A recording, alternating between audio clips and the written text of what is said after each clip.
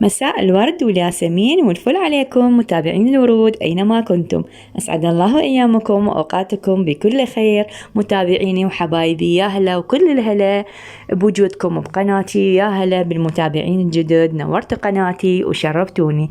ويلا وصلوني النصف مليون مشترك حتى أقدم لكم المزيد وحتى استمر وياكم ويزيد الحماس إن شاء الله.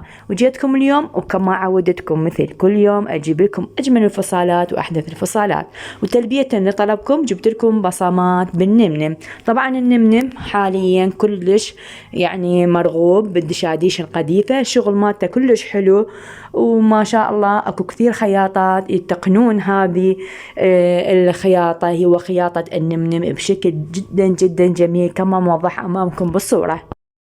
كما موضح مثل هذه البصمات جبتها، شاهدوا الفيديو للنهاية لأن بصمة أحلى من بصمة. وأكيد اللي محبي النمنم ويشغلون من النمنم راح يستفادون كثير من هذا الفيديو.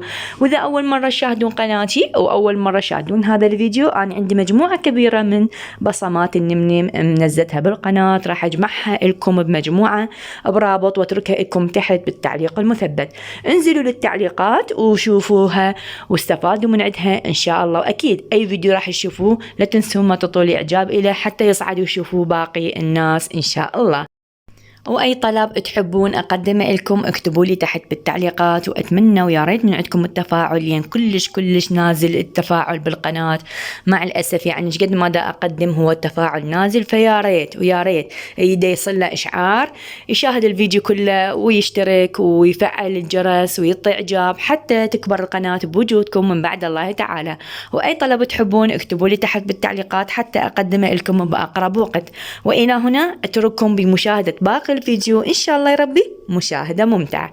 وأكيد وكما عودتكم ما تبخلون علي بالإعجاب، اللايك تحت الفيديو والاشتراك بالقناة إذا كنتم من المتابعين الجدد، وتفعيل الجرس يصلكم كل جديد. تعليق صغير منكم هو أكبر حافز إلي لأستمر وأقدم لكم المزيد.